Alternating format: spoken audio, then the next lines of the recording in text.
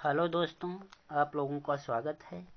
मेरा पहला क्वेश्चन है, वाकाटक वंश का संस्थापक कौन था। जैसा कि 4 ऑप्शन दिए गए हैं। पहला है वासुदेव, दूसरा है चंद्रगुप्त, तीसरा है विंध्यशक्ति, चौथा है पुष्यभूति। इसका आंसर होगा विंध्यशक्ति। अब विंध्यशक्ति ने 255 ईस्वी में इसकी स्थापना किया। और दूसरी बात यह है कि इसकी राजनैतिक उपलब्धियों का जो विवरण हमें प्राप्त होता है वो अजंता गुहालेख से मिलता है। तीसरी बात यह है कि इसका जो प्रमुख शासक था वाकाटक वंश का, वह प्रवरसेन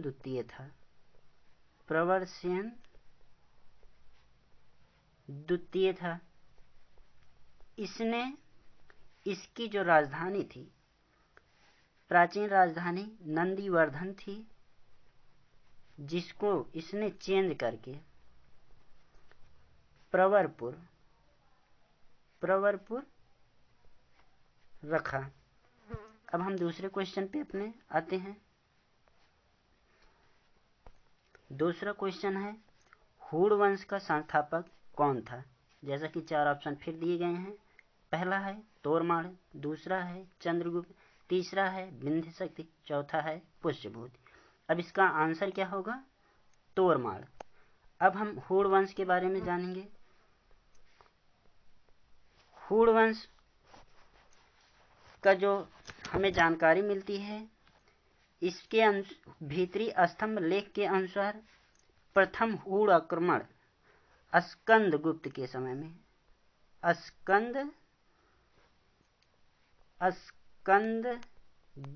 समय में हुआ था। ऐसी जानकारी कहाँ से मिलती है हमें, भीतरी स्तंभ लेख से मिलती है। और इसमें कहा गया है कि जूनागढ़ अभिलेख से हुड़ों को जूनागढ़ अभिलेख में हुड़ों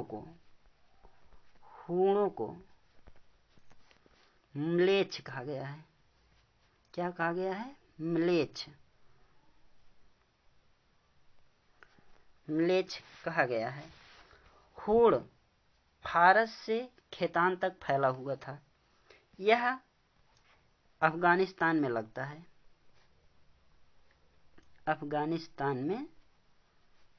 है। अब हम तीसरे क्वेश्चन की तरफ बढ़ते हैं। तीसरा क्वेश्चन, नंदवर्धन वंश का संस्थापक कौन था। अब यहाँ 4 ऑप्शन दिए गए हैं। पहला है तोरमाड़, दूसरा है पुष्यभूति, तीसरा है विंध्यशक्ति, चौथा है पुष्यभूति। इसमें ऑप्शन गलत दे दिए गए हैं।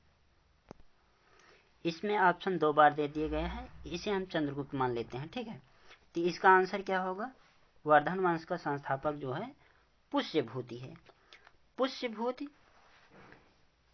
इसी को थानेश्वर का पुष्यभूति वंश भी इसी को कहते हैं।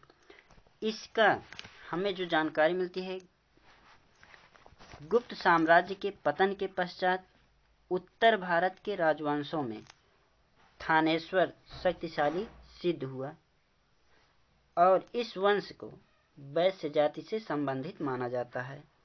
गुप्तों के सामंत थे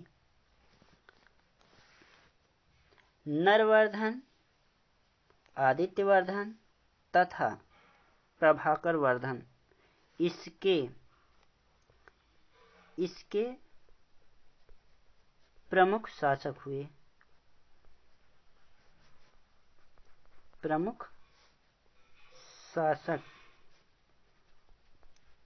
हुए।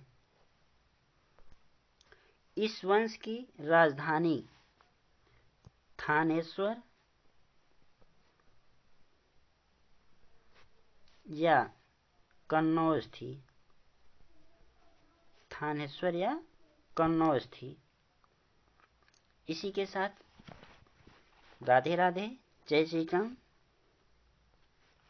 Thanks for watching.